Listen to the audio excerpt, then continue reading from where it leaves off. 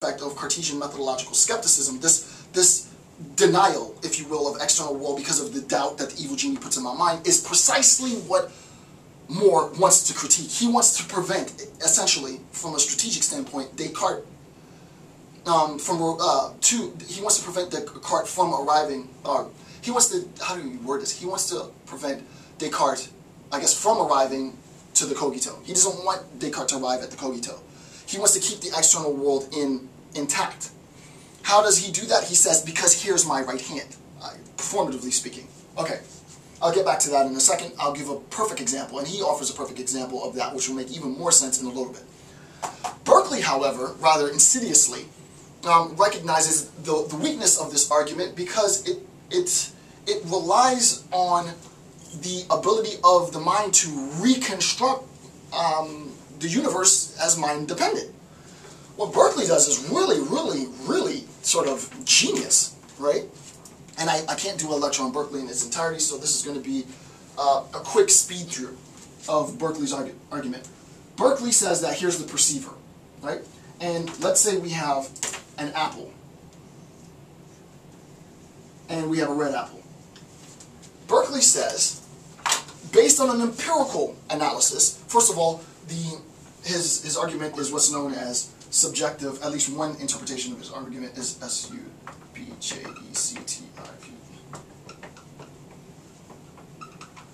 So this is Berkeley, right? Berkeley's argument is known, at least one aspect of his argument is known as subjective idealism. So that's the formalized sort of, jargon terminology that's given to Berkeley's argument. Subjective idealism, the idealized state of subjectivity, if you will, right? The idealized version of subjectivity. So subjective idealism is Berkeley's denial of the external world. He denies matter. He denies the external reality based on this argument from subjective idealism. What is Berkeley's argument for subjective idealism? Berkeley says, let's look at what this apple is made of, right? It has a certain mass or weight. It has a certain color. It has a certain taste. T-A-S-T-E, right? So let's just think about this. And this is like a very fast version of this argument, but again, I haven't lost track. We want to show why Moore's description of external reality, the external world, addresses both a rationalist and empiricist denial. There's not a flat-out denial in Descartes. In the first half of his methodological skepticism, he questions it. Berkeley flat-out denies it. And what Moore does is he addresses both the rationalist and empiricist, either methodological skeptical questioning of external reality or a subjective idealist denial of external reality. Two different, sort of more weighted, less weighted. So the color, all right, let's start with the weight of it is something subjective, right? I hold the apple in my hand and it doesn't bother me.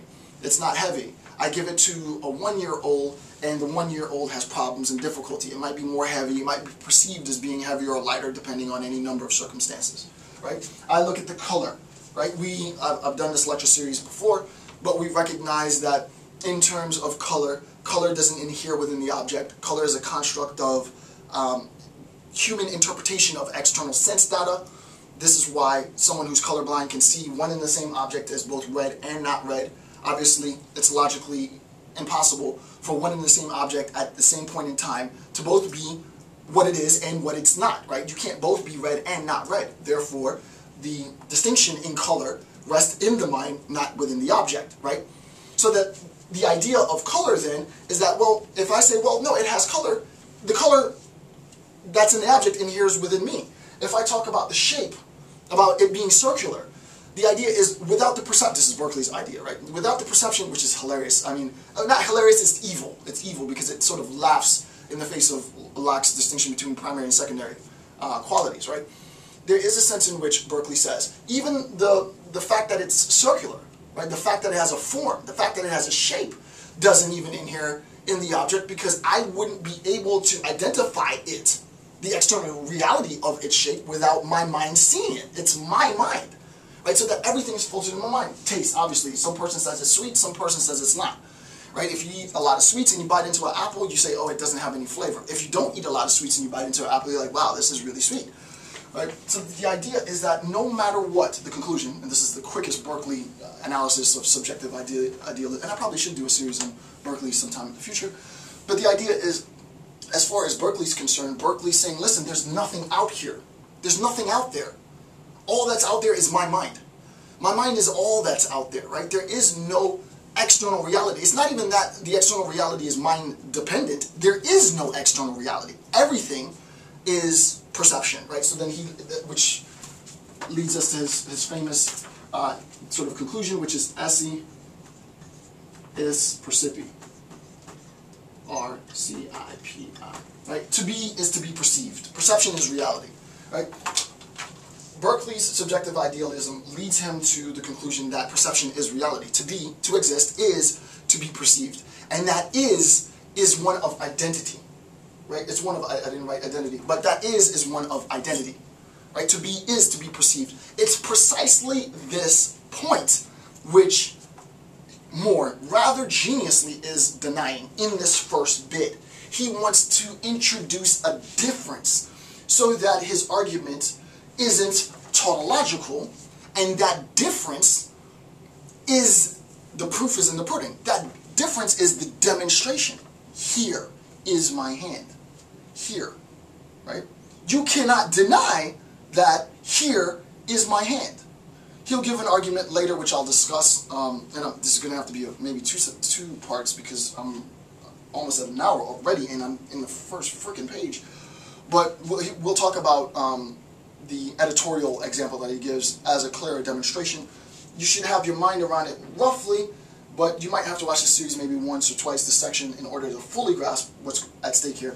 But the performative demonstration is different from the assertion that follows from that performative demonstration. That's important, right? So the performative demonstration of here's my left hand is different from the conclusion which we arrive at, which is this is the left hand of a human being, or whatever it might be, right? What does he say? He says that two human hands exist, right? That the left hand of a human exists, right? So it's not this mind-dependent external reality of Descartes, right? Because there is a recognition that there are consistencies within the logic that imbue meaning into the performative act. This is meaningful. It doesn't seem like it's meaningful. This is meaningful because it grasps your attention, right? Because it is a representation, it is a performative representation of me demonstrating the right hand of a human being, right? It cannot be denied. You cannot deny the external reality of it. And also, rather obviously, you would never, this would be now the critique of Descartes, which arguably sort of degrades into solipsism, you would never also be able to prove that this performative act is a product of your mind. You would have to say that you caused me to do this. And how would you prove that you caused me to do it? You could never prove that you caused me to do this. Thus, this action happens independent to your influence, independent to your affect of material conditions. It happens independent to that, and thus it is not a product. This is not a product of your mind. You have not caused me to do this. And the point is, it's impossible for you to demonstrate that I've done this because you've caused me to do it, right? It isn't a product of your mind, right? It posits something else in the external world, which is a reality that's independent of your mind. And that's freaking awesome. I can't make it any clearer than that. Okay, so that's as deep as I'm going to take that. Hopefully that's clear enough. Hopefully that makes sense of what is otherwise a very, very, very dense sentence, which is, quote, unless the premise which I adduced as proof of the conclusion was different from the conclusion I adduced it to prove. That means this. Okay, on my part, very, very difficult thing to try and make sense of. So now we're at 1b. 1b. Quote, as I make a certain gesture is, for Moore, both the necessary and sufficient condition for satisfying the condition of the proof. That's absolutely critical, right? It's not that it's just necessary.